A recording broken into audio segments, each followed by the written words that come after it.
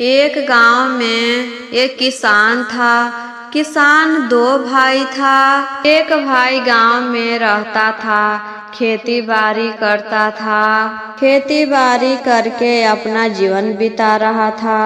और जो दूसरा भाई था वह बाहर रहता था, प्राइवेट नौकरी करता था और अपनी पत्नी को भी साथ में रखता था। दोनों भाई दो जगह रहता था, एक गांव में रहता था और एक बाहर रहता था। बड़ा जो भाई था उसका एक भी औलाद नहीं था। बहुत जगह डॉक्टर वैद्य को दिखाने के बाद भी वह पिता नहीं बन सका। छोटा भाई कुछ दिन के लिए गांव आया, अपनी पत्नी को भी साथ में लाया था। जब गांव आता था तो अपने बड़े भाई के साथ में रहता था।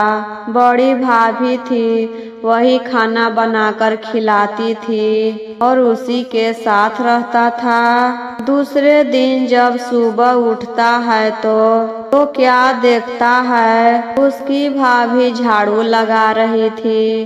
तभी वह कहता है, अरे सुबह सुबह किस पे नजर पड़ गया, यह तो बांझ है। सुबह सुबह बांझ के देख लिए तो आज का सारा दिन खराब बीतेगा, आज कोई भी काम अच्छा नहीं होगा। क्या भगवान जी, सुबह सुबह आप किसने मुंह दिखा दिया, किसी अच्छे आदमी को दिखाते। बांझ के नाम सुनते ही उसकी भाभी रोने लगती है और अपने कमरे में चली जाती है। कमरे में जाकर खूब रो रही थी। तभी वहां पर उसका पति आता है और कहता है, क्या हुआ, क्यों रो रही है, तुमको कोई कुछ बोला है या कुछ हो गया है, क्यों रो रही हो, हमसे बताओगी तभी तो हम कुछ कर पाएंगे। रोते हुए कहती है, अब हमको नहीं जीना है, हम जा रहे हैं पानी में डूब कर मर जाए। आज तक हमको कोई भी बांझ नहीं कहा है, लेकिन आपका छोटा भाई आज हमको बांझ कहकर पुकार रहा था और कह रहा था कि आज सुबह सुबह बांझ के मुंह देख लिए, आज कोई भी काम अच्छा नहीं होगा। हम बांझ हैं तो हमारे साथ क्यों रहता है, अलग रहे, खाना तो हम ही बनाते हैं तो बांझ का खाना क्यों खाता है, अपना खाना खुद बनाए और खुद खाए। उसकी पत्नी तो एक भी काम नहीं करती है, फिर भी कुछ नहीं कहता है। जब हम बांझिन है ही तो हमारे हाथ का पानी भी न पिए तो हमारे साथ क्यों रहता है, अपने लिए खुद खाना बनाए। जिसके लिए हम आज इतना करे हैं वह हमारा गुण नहीं रखा। हम इसको पढ़ा लिखा कर बड़ा किए, माँ के तरह प्यार किए। जब पढ़ा लिखा कर बड़ा कर दिए, अपने पैर पर खड़ा हो गया, बाहर जाकर काम करने लगा तो आज कितना बड़ा अफसर बन गया है और आज हमको बांझिन कहकर पुकार रहा है। अब हम जीना नहीं चाहते हैं, हम जा रहे हैं गंगा जी में डूबकर मर जाए। उसका पति बहुत समझाता है कि तुम उसके साथ नहीं रहना चाहती है तो अलग रहना, लेकिन डूबने नहीं जाना। मेरा सहारा तो तुम ही हो, तुम कुछ कर लोगी तो हम कैसे रहेंगे, मेरा क्या होगा।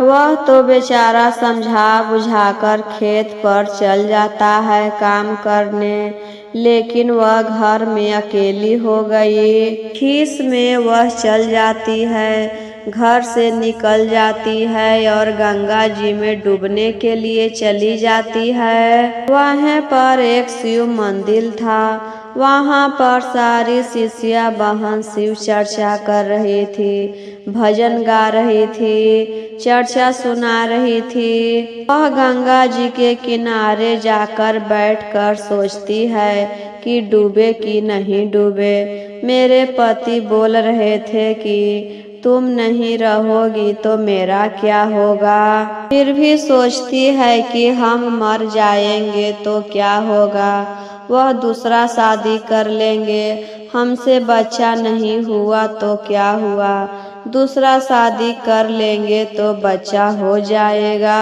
यही सोच रही थी और उसके कानों में शिव चर्चा के आवाज सुनाई दे रहा था। शिष्या बहन सुंदर सुंदर कथा सुना रही थी। वह सोचती है कि यहाँ पर क्या हो रहा है, जाकर सुन लेते हैं।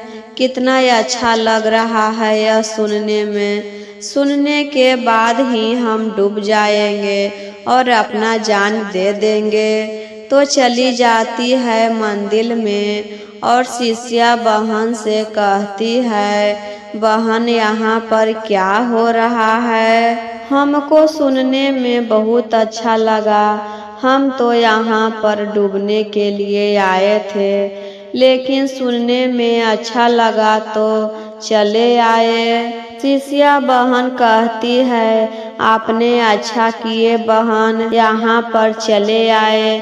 यहाँ पर आकर सारा दुख तकलीफ आदमी भूल जाता है और महादेव में खो जाता है। यहाँ पर शिव चर्चा हो रहा है और शिव गुरु से जो बहने जो मांगती है सब मुरादे पूरा होता है। महादेव कभी भी किसी को तकलीफ में नहीं देखते हैं। अगर आप सच्चे मन से पूजा पाठ करेंगे तो महादेव आपकी हर मनोकामना पूर्ण करेंगे। महादेव सब पर दया बरसाते हैं। आपको क्या तकलीफ है बहन? आपका जो भी तकलीफ है महादेव से दया मांगिए, सब पूरा हो जाएगा।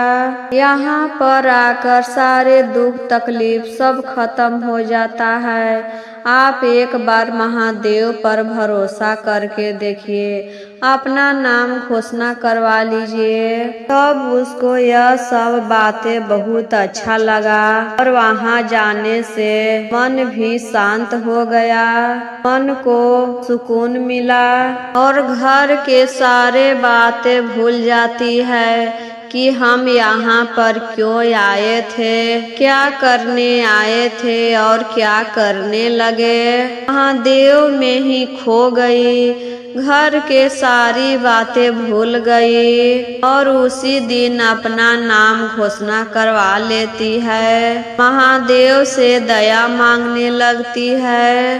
कुछ समय के बाद चर्चा खत्म हो जाता है।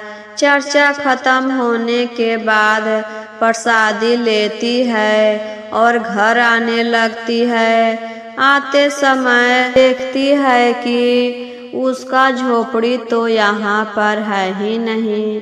वह बहुत गरीब था, किसान जो था बहुत गरीब था। उसका घर झोपड़ी था, झोपड़ी में ही रहता था। तो उसका झोपड़ी के जगह महल हो गया।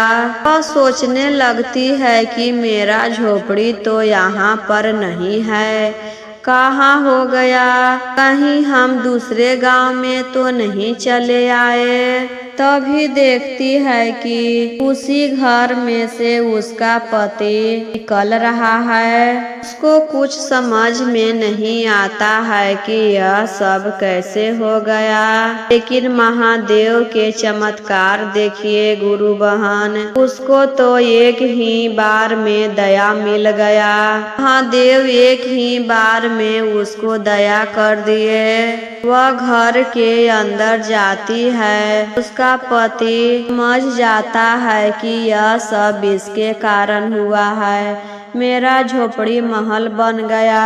यह तो मरने के लिए गई थी, लेकिन अचानक क्या हो गया कि यह घर चली आई और झोपड़ी भी महल हो गया।